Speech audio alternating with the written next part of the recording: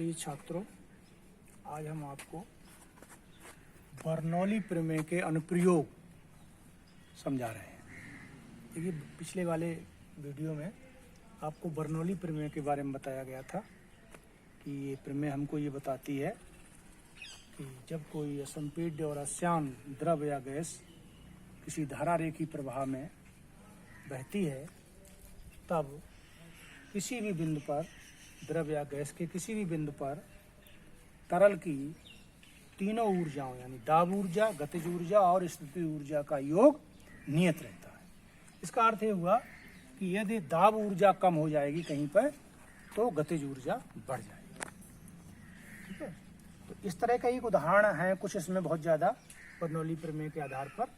तो पहला एक बड़ा ही महत्वपूर्ण और बहुत ज़्यादा परीक्षा में पूछने वाला एक सरल सा उदाहरण है कि तेज आंधी तूफान में टीन की छतों का उड़ जाना।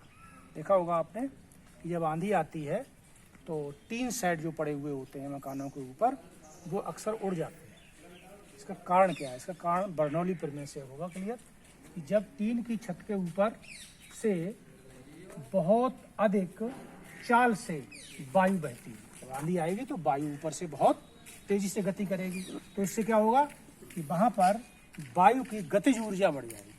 तो गतिज ऊर्जा बढ़ जाएगी चूक, तो दाब ऊर्जा कम हो जाएगी। तो बर्नौली प्रमेय के अनुसार वायु की गतिज ऊर्जा बढ़ने से दाब ऊर्जा कम हो जाती है, क्योंकि दोनों ऊर्जाओं का योग, तीनों ऊर्जाओं का योग नियत रहता है। अब यहाँ स्थिति ऊर्जा पर तो कोई प्रभाव पड़ेगा नहीं, क्योंकि वो ऊंचाई पर निर्भर करती है। तो कौन सी ऊर्जा कम हो जाएगी? दाब ऊर्जा, क्योंकि गतिज ऊर्जा बढ़ रही है, वायु बहुत तेजी से गति कर रही है। जबकि अर्थात टीन के ऊपर का दाब वायुमंडलीय दाब से कम हो जाता है। जो दाब होता है टीन के ऊपर, जब आंधी नहीं होती है, शांत वायु होती है, तो दाब कितना होता है? वायुमंडल दाब के बराबर, नीचे भी और ऊपर भी। लेकिन जब आंधी चलती है तो ऊपर का जो दाब है वो वायुमंडल दाब से कम हो जाता है, जबकि टीन के नीचे का दाब वायुमंडल दाब के ही बराबर रहता है। तो क्या हो जाता है? दाबांतर। नीचे दाब ज्यादा हो जाता है, ऊपर दाब कम हो जाता है। इससे क्या होगा कि नीचे से टीन ऊपर उठने लगती है। इस दाबांतर के कारण टीन ऊपर की ओर उठकर उड़ जाती है, ऊपर की तरफ उड़ जाएगी। जिनसे वो रुकी हुई है वो सपोर्टें उखड़ जाएंगी। उससे क्या होगा कि टीन ऊपर उठ जाएगी तो हवा उसको उड़ा ले जाएगी, वो बहुत दूर जाके वो। ठीक है, तो ये बड़ा ही सिंपल उदाहरण है।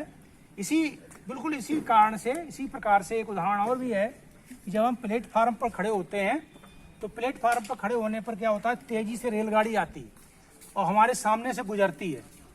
तो तेजी से गुजरती हुई रेलगाड़ी के कारण हम पर आगे की ओर एक दाब लगता है, यानी व्यक्ति आगे की ओर झुक जाता है। इसलिए जब ट्रेन आती है तो क्या करते हैं हम लोग? प्लेटफार्म से, यानी जो लाइन है वहां से दूर की ओर, पीछे की ओर चले जाते हैं। अगर ऐसा ना करें तो आगे की ओर गिर जाएंगे। तो ये भी इसी तरह से होगा कि प्लेटफार्म पर खड़े होने तेजी से गुजरती हुई रेलगाड़ी के कारण आगे की ओर दाब ऊर्जा कम हो जाती है, जबकि पीठ पीछे की ओर दाब वायुमंडल दाब के बराबर ही बना रहता है। इस दाबांतर के कारण प्लेटफार्म पर खड़े व्यक्ति को आगे की ओर झुक जाते हैं, क्योंकि दाबांतर होता है।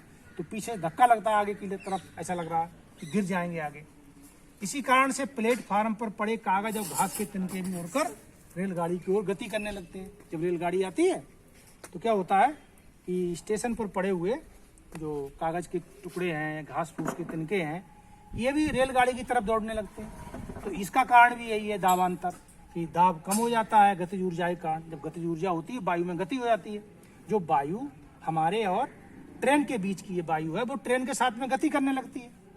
तो ऐसा गति करने से क्या होता है? गतिज ऊर्जा वहाँ वायु की बढ़ जाती है और दाब ऊर्जा कम हो जाती है, क्योंकि पीछे कोई गति नहीं होती है, तो पीछे की तरफ दाब उतना ही बना रहता है। तो इससे हमें आगे की ओर एक धक्का जैसा महसूस होता है, या कभी कभी आदमी गिर भी सकता है इससे।